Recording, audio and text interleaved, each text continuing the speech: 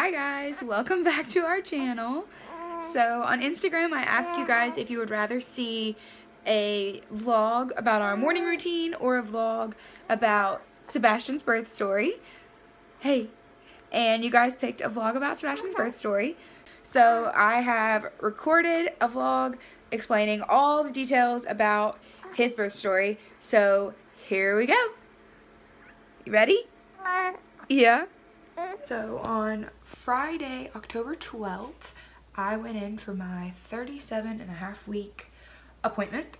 The week leading up to that, I'd been having some contractions, feeling a little bit of like discomfort and pain and like a lot of pressure.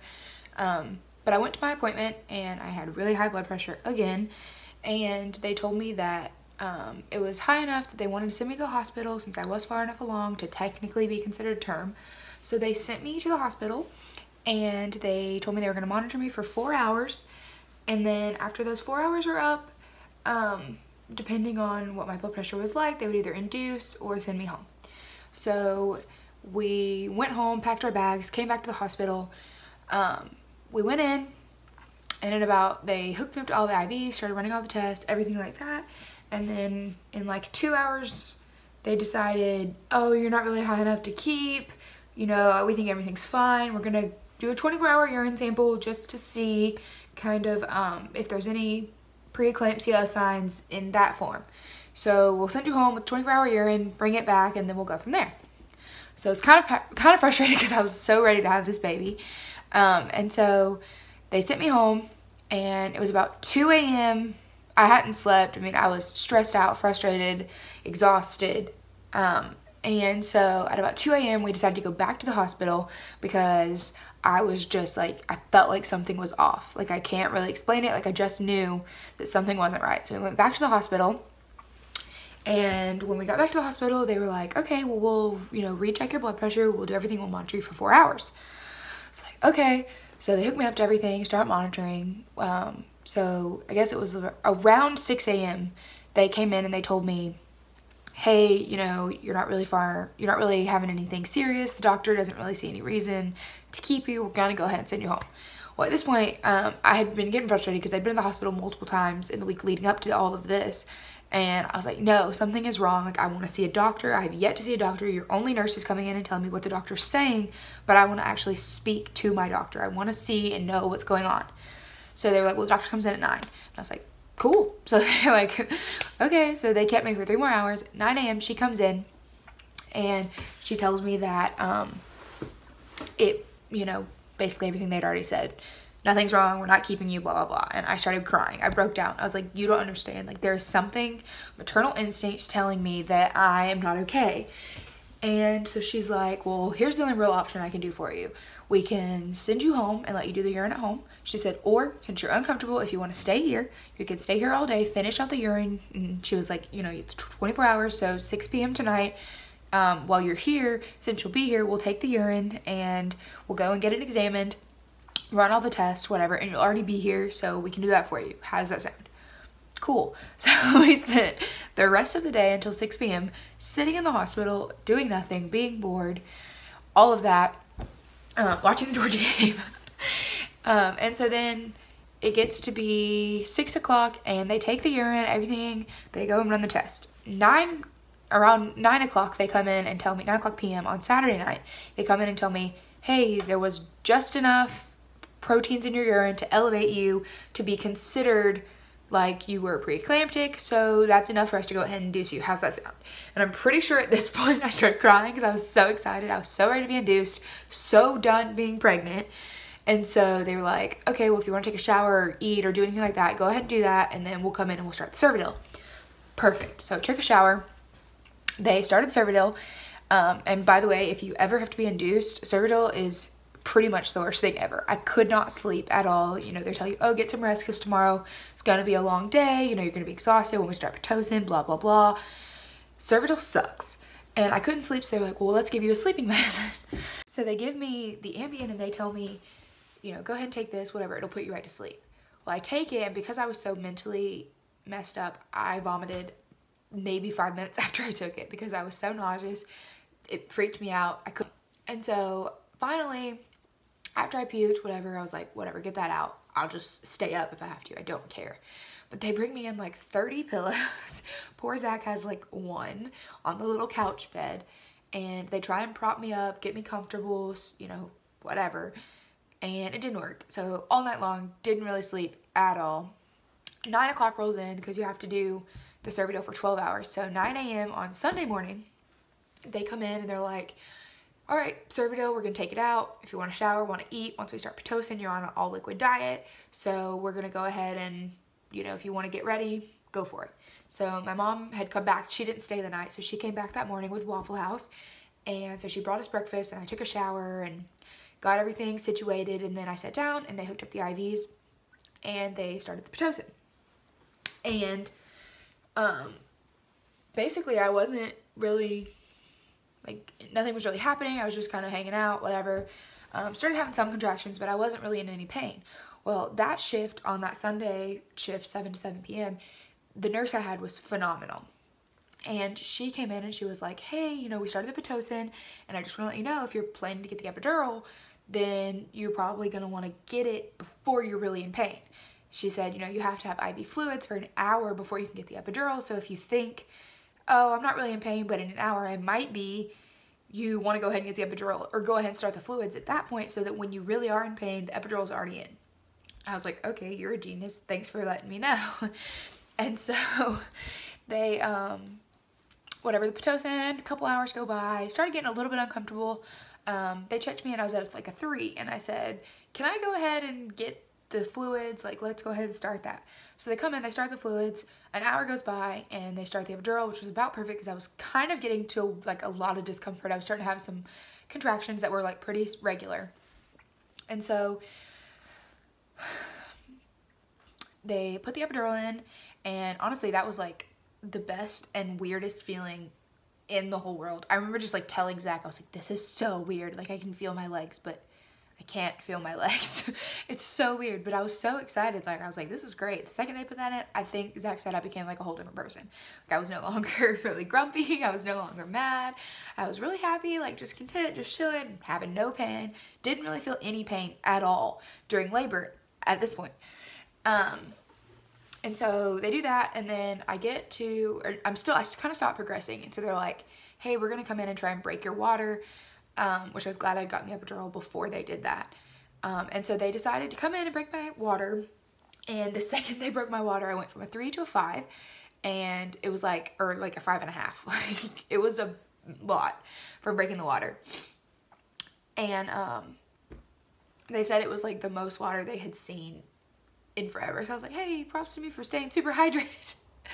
But so they broke my water and things started to progress. They told me, you know, as long as you're progressing at least 0.5 centimeter every 2 hours, then, you know, you're progressing enough.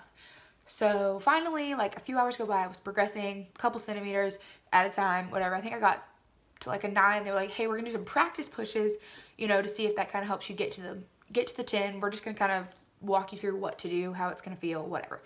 So I start doing some practice pushes, and it dilates me to a 10. And they tell me that, all right, you know, like, are you ready to go? I'm like, yeah, let's get this baby out. Let's go.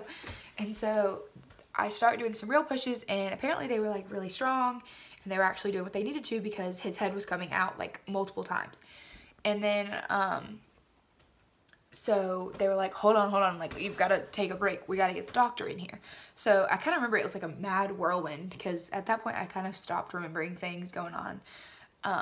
But the doctor comes in and they're like, okay, let's start. And so I start pushing again. And at this point they were trying to give me this like technique where you reach across your body and pull a towel while your legs are like up in the stirrups. And if you pull in the towel, it helps like push, it like pulls the right muscles or whatever.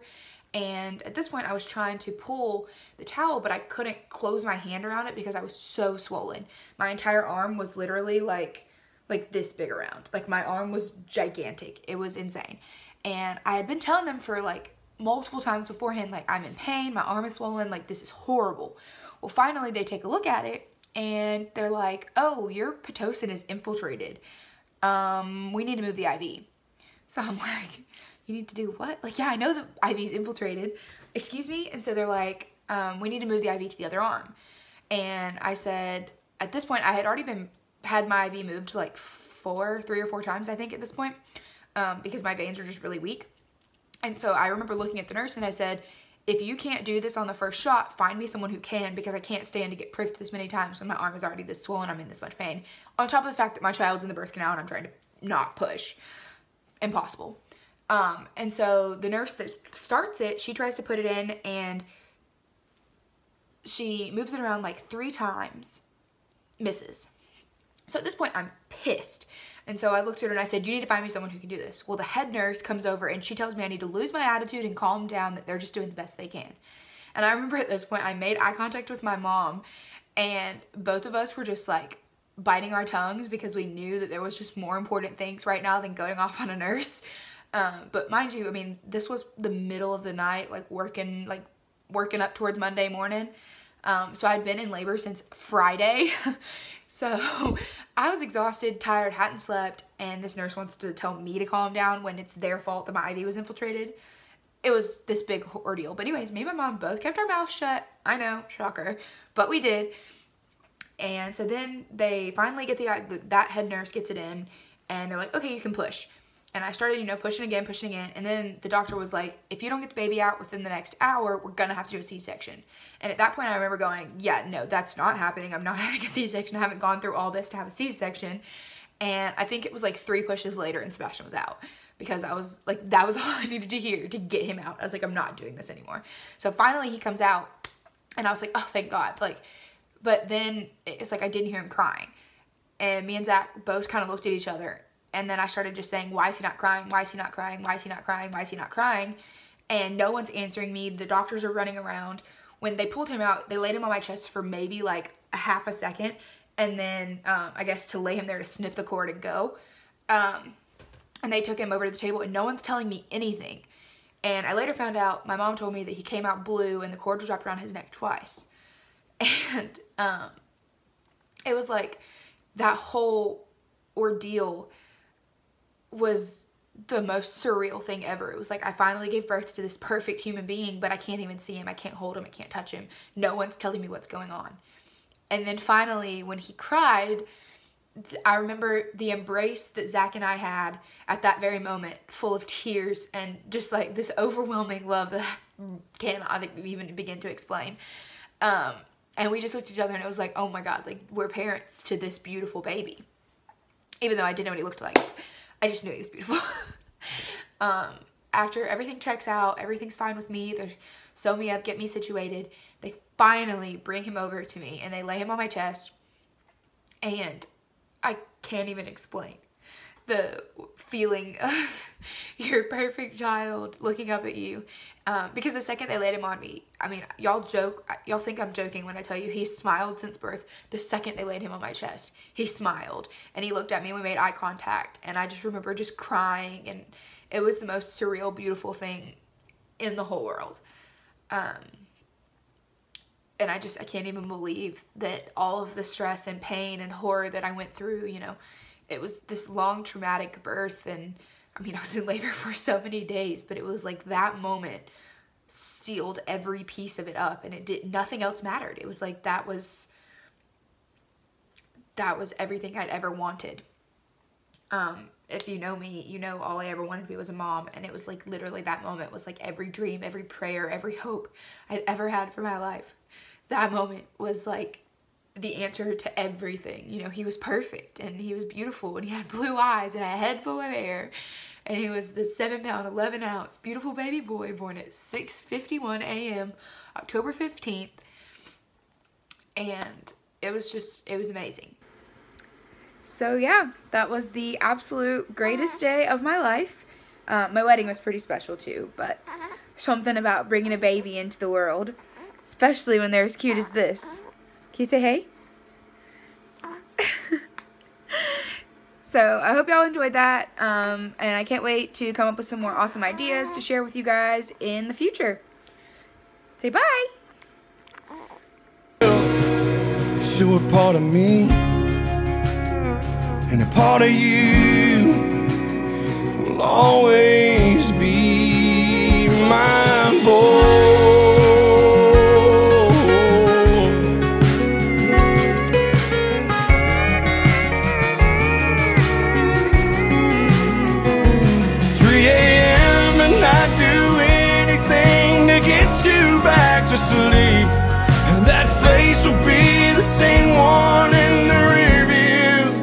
day I watch you leave. But boy, you're gonna come back home, you're gonna settle down, but you won't feel the way I'm feeling now. Until you have a boy